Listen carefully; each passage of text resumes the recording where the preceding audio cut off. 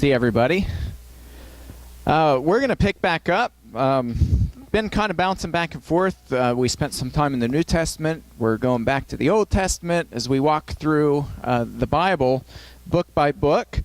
We happen to be in my son Cameron's favorite book of the Bible, Jonah.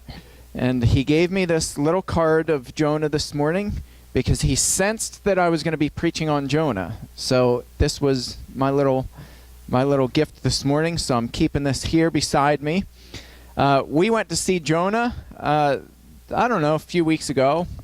I have no sense of time, so I really have no idea when it was. But we went to go see Jonah down at Sight and Sound, and it was incredible. I highly recommend that. If anybody gets the time and the money to go down, it's well worth the trip.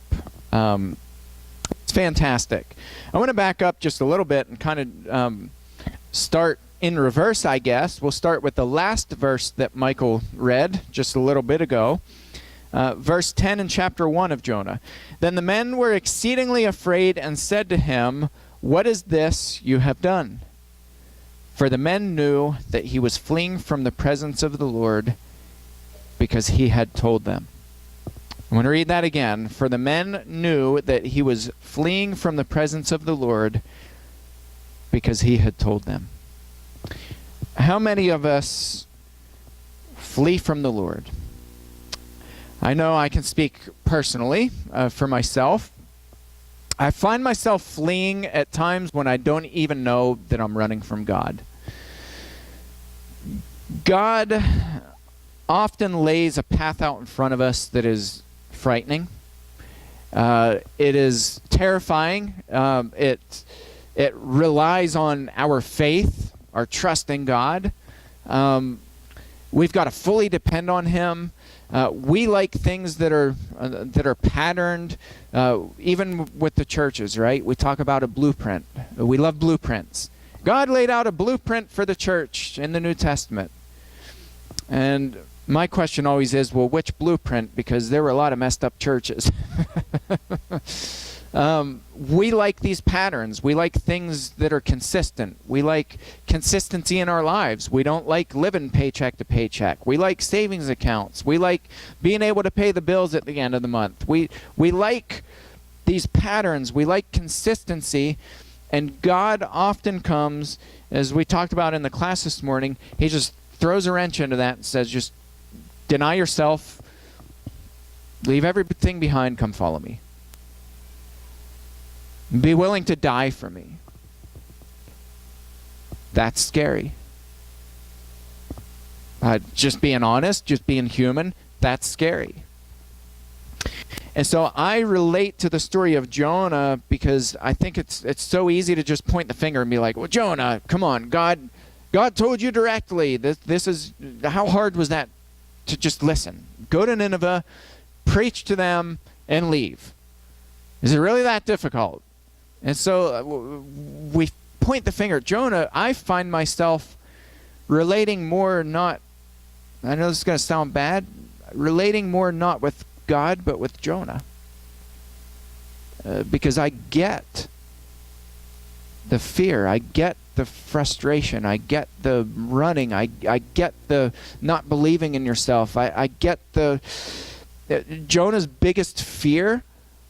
This is crazy. Jonah's biggest fear was that Nineveh would repent. That's why he ran. He didn't run because he was like, oh God, I don't want to follow you. He ran because the Ninevites might repent. And that scared Jonah. It scared Jonah because the Ninevites were not exactly great people. We'll just be honest. They weren't fantastic model citizens. And Jonah feared that the Lord would be compassionate. We're going to go back and we're going to read the text again that Mike read. Now the word of the Lord came to Jonah, the son of Amittai, saying, "Arise, go to Nineveh, that great city, and call out against it, for their evil has come up before me." But Jonah rose to flee to Tarshish from the presence of the Lord. He went down to Joppa and found a ship going to Tarshish. So he paid the fare and went down into it to go with them to Tarshish, away from the presence of the Lord. Dave, by the way, I liked your prayer this morning, though I got to admit, it's a fearful prayer. So I liked it from a little bit of a distance. Dave prayed that we run to God and not from God. That prayer scares me, I'll be honest. He was fleeing from God. He ran. He got on the ship. He paid the fare. He went with them. He got into the belly of the ship. But the Lord hurled a great wind upon the sea, and there was a mighty tempest on the sea, so that the ship threatened to break up. Then the mariners were afraid, and each cried out to his God. And they hurled the cargo that was in the ship into the sea to lighten it for them. But Jonah had gone down into the inner part of the ship and had lain down and was fast asleep. So the captain came and said to him, "What do you mean, you sleeper?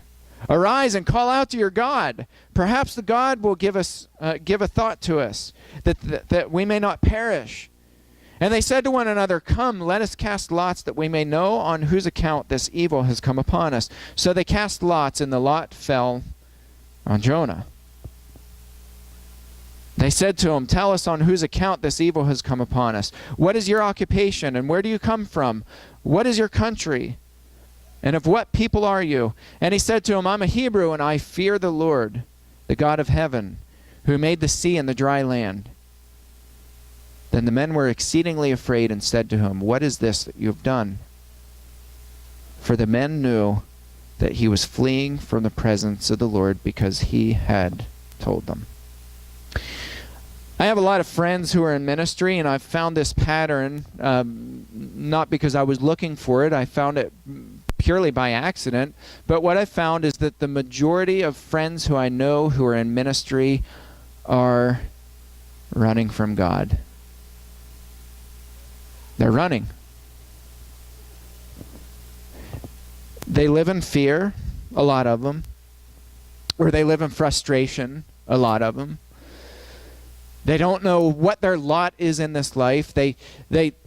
It's funny because you come out of college and you just have this clear calling, or so you think. You're like, man, I'm going to go into preaching. I'm going to find this church, and I'm going to settle in, and you know, they might have their problems, but I'm going to go in, and I'm going to be this, you know, this source of consistency, and I'm going to be faithful to God, and I'm going to preach the word every week, and people are going to be receptive, and so you come out of college having this clear sense of calling, and you really believe it, and then God comes down and he just messes with it.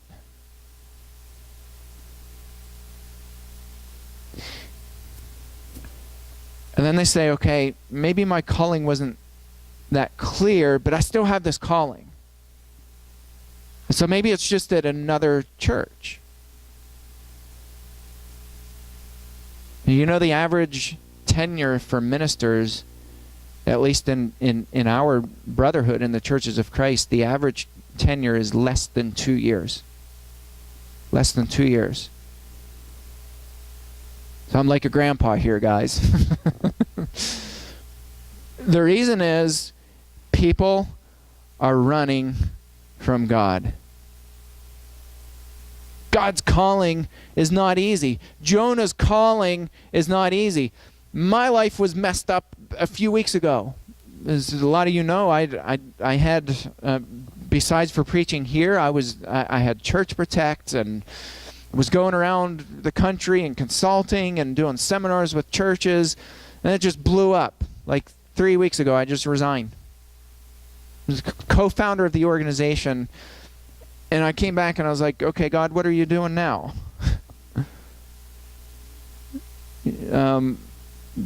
God beat my door down. A lot of people are asking me that. Well, what are you going to do now? Well, I'm still preaching full time. That's my heart's there. I'll be preaching full time. Well, what are you going to do with survivors of abuse? I don't know at this point. I don't know. So that's how I was answering. I don't know. I'm just going to keep doing what I'm doing.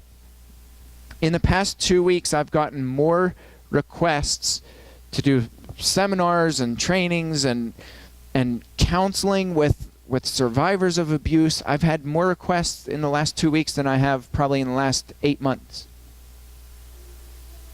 You see, we have these pictures of how our calling's supposed to look like, and if it doesn't look like this, then we're just throwing our hands up and saying, well, maybe that wasn't God's will.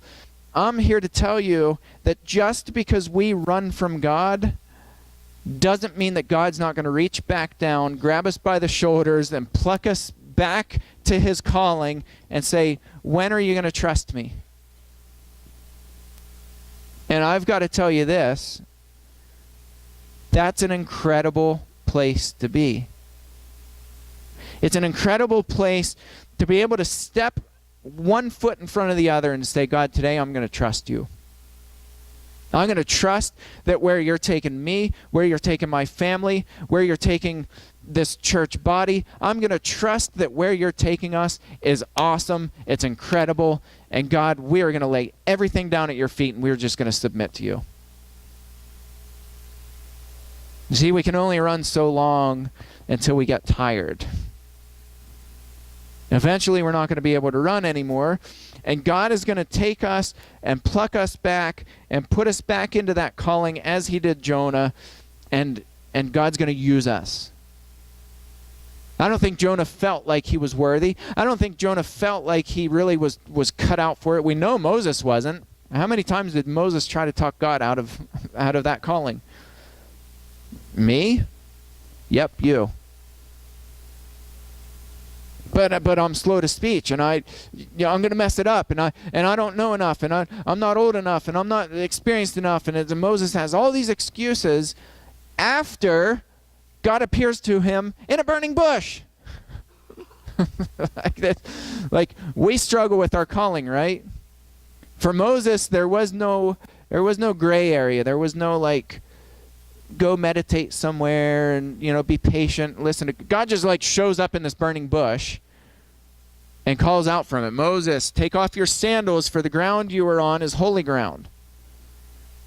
There was no question. And Moses still ran from God. And here's the cool thing. God still used Moses. You see, we can run, but we can't hide. You see, our ministry, the stuff that we do, and I say our ministry because we are all ministers. We all minister. There's a priesthood of all believers. Our calling, what God calls us to do, is not ever based on how intelligent we are or how skilled we are.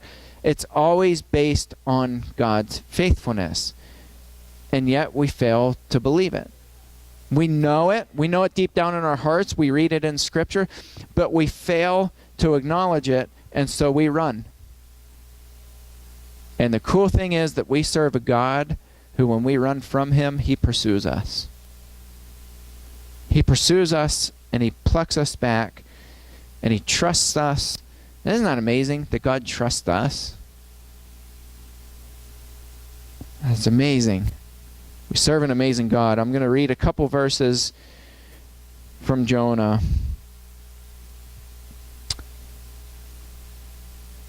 And then we're going to close here. Picking up in verse 11 of chapter 1. Then they said to him, what shall we do to you that the sea may quiet down for us? For the sea grew more and more tempestuous. He said to him, pick me up and hurl me into the sea. Then the sea will quiet down for you, for I know it is because of me that this great tempest has come upon you. Nevertheless, the men rowed hard to get back to dry land, but they could not, for the sea grew more and more tempestuous against them. Therefore they called out to the Lord, the God, O Lord, let us not perish for this man's life, and lay not on us innocent blood, for you, Lord, have done as you have pleased. So they picked up Jonah and hurled him into the sea, and the sea ceased its raging. Then the men feared the Lord exceedingly, and they offered a sacrifice to the Lord and made vows. It's interesting, over in chapter 4, Jonah becomes angry with God. And he tells God, it's because of your compassion that I became angry. Isn't that fascinating? Verse 2, he prayed to the Lord and said, O Lord, is this not what I said when when I was yet in my country. That is why I made haste to flee to Tarshish. For I knew that you are a gracious God and merciful, slow to anger, and abounding in steadfast love, and relenting from disaster. Therefore now, O Lord, please take my life from me. For it is better for me to die than to live. See, Jonah feared that the Ninevites would repent, and so he ran. He didn't want to see those ruthless people repent and for God's grace to dwell on them. So he ran, but God had different plans. Jonah preached, the Ninevites repented. It's an incredible story that shows who God is. And what's fascinating to me is that the book of Jonah ends with Jonah being mad. There's no happy ending. There's no like Jonah came to his senses and like came down. Jonah, it just abruptly ends and Jonah's ticked off at God. Here's why I like that, because it shows the humanity of Jonah. And God takes us, this is amazing. We're about to sing the song. God takes us just as we are. We don't have to be perfect. We don't have to be perfect. But we have to be faithful. Some of you right now, God is messing with your lives. I don't know that because you've told me. I know that because I'm learning to know God. God is reaching down in your life and he's messing with it. And he's calling you to something bigger, something greater, something more powerful, something incredible that's going to change people's lives. And maybe you're resisting it, or maybe you're gently listening, or maybe you're just flat out running. Maybe you're running from God right now. I want to encourage you. God will take you just as you are. I don't care who you are. I don't care how old or how young you are. I don't care where you're at right now in your walk in life. I don't care what your level of fear is right now, your level of anxiety. That doesn't matter to God. God will take you just as you are. God will use you if you are faithful to him, and you've just got to trust. God is going to do incredible things with your life. Listen to his calling. Trust him. I'm telling you this because I'm still learning to trust God. I'm not perfect. I'm far from it. Far from it. But I'm learning that running isn't always the best option. God is a faithful God. He's an awesome God. He's a powerful God. He will take you just as you are, and he's going to use you for great things.